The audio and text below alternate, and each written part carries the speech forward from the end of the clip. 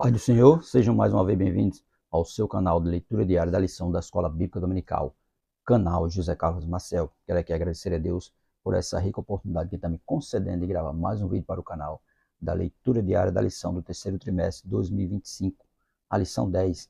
A lição 10 tem o tema A Expansão da Igreja, porque a igreja primitiva estava passando por uma perseguição, mas mesmo assim ela se expandiu, ela cresceu. Terceiro trimestre de 2025, como você já sabe, tem o tema A Igreja em Jerusalém, doutrina, comunhão e fé, a base para o crescimento da igreja em meias perseguições, porque mesmo em meias perseguições, mesmo com o martírio de Estevão, mas a igreja não se fragmentou, a igreja não se abateu, a igreja não desfaleceu, pelo contrário, a igreja continuou crescendo. Os irmãos que foram espalhados, por onde eles passavam, eles pregavam Jesus Cristo, onde eles passavam, eles evangelizavam, anunciando as boas novas de salvação. Agradecendo a Deus por todos vocês que estão inscritos aqui no canal José Carlos Marcel, a você muito obrigado. Continue curtindo e comentando nossos vídeos para que o YouTube recomende o nosso canal cada vez mais. Quero agradecer a você que se inscreveu recentemente no canal, a você muito obrigado. Curta nossos vídeos, comente. E se você participar da Escola Bíblica Dominical, se for possível, compartilhe nosso vídeo de leitura diária com sua escola. Quero também agradecer a você que ainda não é inscrito no canal, mas tenha sido nosso vídeo. Se for possível, se inscreva para nos ajudar. Se inscreva para que esse canal possa crescer. Amém? Nossa leitura diária de hoje da sexta-feira, primeira carta de Paulo aos Coríntios, capítulo 2, versículo 4, e como tema, pregando o evangelho de poder, Porque Paulo, esse capítulo 2 de 2 Coríntios, Paulo vai fazer uma defesa dele, E ele vai falar, a epígrafe tem o caráter da pregação de Paulo em Corinto, O que ele pregou lá aos irmãos de Corinto. Aí no versículo 4 ele vai dizer.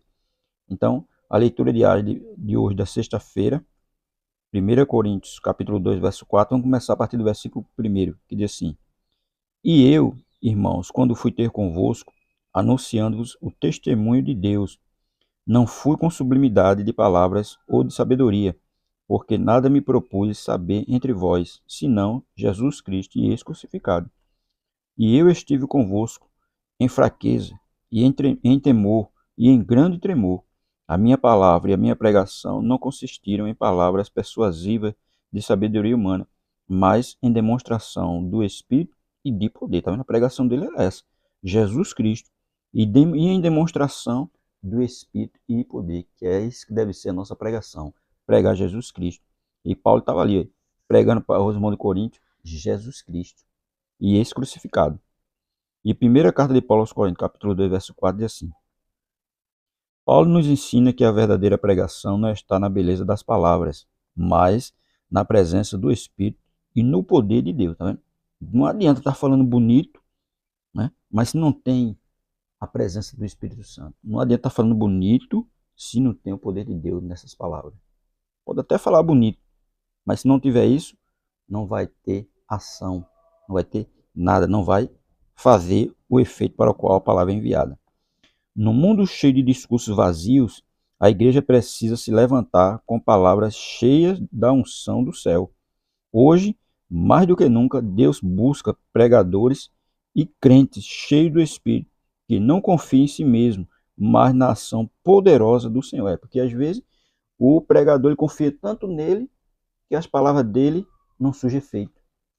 De tanto confiar. E eu já ouvi testemunho de pastores que disse que saiu para fazer uma pregação e disse: hoje eu vou arrebentar na pregação. E quando chegou lá, ele ficou mudo, não conseguiu falar nada, porque a palavra não é dele, a palavra é de Deus. Ele vai lá ser um instrumento usado por Deus, feito Paulo está dizendo. Ele não chegou lá com sabedoria humana, ele chegou lá com o poder, com o Espírito e com o poder de Deus. Feito ele diz aqui no verso 4. A minha palavra e a minha pregação não consistiram em palavras persuasivas de sabedoria humana, mas em demonstração do Espírito e de poder, que é isso que tem que ser feito. Quando ele pregava, quando ele falava, estava ali a demonstração do Espírito e do poder de Deus. E quando o pregador vai se achando que é alguma coisa, termina não resultando em nada. Ele fica até mudo. E o pastor disse: eu fiquei mudo, não consegui falar mais nada. Pedi para dar a oportunidade a outro. Quando saí dali, fui para casa e chorei muito e pediu perdão a Deus. E em outra oportunidade, Deus usou ele tremendamente. Feito Paulo está dizendo aqui. Não usou palavra de persuasiva humana. No verso 4, na pregação dele. A minha palavra e a minha pregação não consistiram em palavras persuasivas de sabedoria humana. Não foi com sabedoria humana, foi com sabedoria o quê? Do Espírito, né? Em demonstração do Espírito de poder, que isso deve ser feito. Por isso que a pessoa não deve estar se achando que é alguma coisa, que nós não somos nada. O machado é emprestado. E quando for pregar, tem que pedir sabedoria do alto, né? E poder de Deus, que é isso que deve ser feito. O primeiro ponto da nossa lição tem como tema a pregação à igreja diante da perseguição. E o primeiro subponto, né? A gente vai comentar só o primeiro subponto, que tem como tema embora perseguida, não fragmentada, né? Porque a igreja está sendo perseguida, mas não foi o quê? Fragmentada. Então, tem 3 observaçõezinhas nesse primeiro subponto, só no primeiro subponto, que diz assim: a perseguição serviu como instrumento de expansão do evangelho. O que parecia um golpe fatal tornou-se oportunidade para o avanço do evangelho.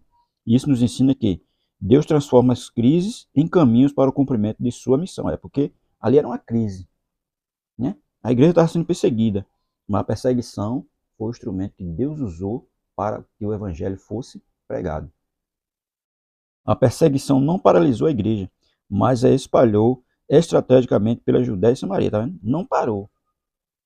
Espalhou estrategicamente. O sofrimento não anulou a fé, mas fortaleceu o compromisso dos crentes com a proclamação. Foi quando os crentes viram o que aconteceu com Estevão, eles não ficaram parados. Eles saíram. Foram, né, caminhando ali para se esconder dos perseguidores, e onde eles passavam, eles estavam pregando a Cristo. Então, veja que aí, o instrumento que Deus usou para a expansão do evangelho foi o quê? A perseguição. Segundo, a liderança ficou mais firme, apesar de momentos difíceis. Os apóstolos permaneceram em Jerusalém, mesmo diante da perseguição, demonstrando responsabilidade pastoral. Isso nos ensina que a liderança espiritual deve ser firme e presente, especialmente em tempos de crise. É isso mesmo. Permanecer no campo de batalha é um sinal de maturidade e compromisso com o rebanho. Os discípulos podiam ter fugido, mas não, eles ficaram. O povo foi que foi, né, se espalhou, mas eles continuaram em Jerusalém. A estabilidade dos líderes fortalece a comunidade e evita a fragmentação. É porque eles ficaram firmes lá, mesmo com a perseguição, mas eles permaneceram em Jerusalém. Terceiro, mesmo disperso, houve unidade e missão.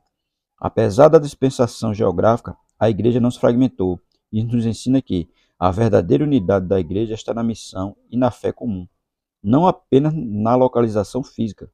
Os crentes continuaram a evangelizar onde estavam, mantendo viva a identidade da igreja. A perseguição revelou força espiritual da comunidade cristã, que se manteve fiel e operante. Mesmo com a perseguição, eles não pararam de evangelizar, eles continuaram evangelizando, mesmo propenso a ser preso e martirizado como Estevão, mas eles não estavam nem aí. Eles continuaram fazendo o papel dele. Aí o que é que aprendemos com tudo isso? A perseguição não conseguiu fragmentar a igreja. Pelo contrário, ela revelou uma comunidade resiliente, unida e fiel, que continuou a crescer e a cumprir a missão de Cristo em meio à adversidade. Mesmo em meio à adversidade, a igreja continuou a crescer. Alguém achava que a perseguição ia parar a igreja, ia destruir a igreja, mas não destruiu, pelo contrário, ela aumentou, ela se expandiu, a igreja se expandiu, porque ela não ficou parada, ela saiu, e quando ela saiu, alcançou várias pessoas, muitas pessoas foram alcançadas, tanto na Judéia como em Samaria, porque ela não ficou parada, ela saiu. Quando ela saiu, aonde os irmãos passavam, eles pregavam a Cristo. Aonde eles passavam, ele falava boas novas de salvação. Feito Paulo, foi para Corinto, ele foi lá e pregou, né, com demonstração do Espírito e de poder. Não ficou parado. Porque é isso que a igreja deve fazer, ela não deve ficar parada. Ela deve estar sempre fazendo a obra para a qual ela foi chamada. E a igreja foi chamada o quê? Para ir por todo mundo e pregar o evangelho a toda criatura. Amém?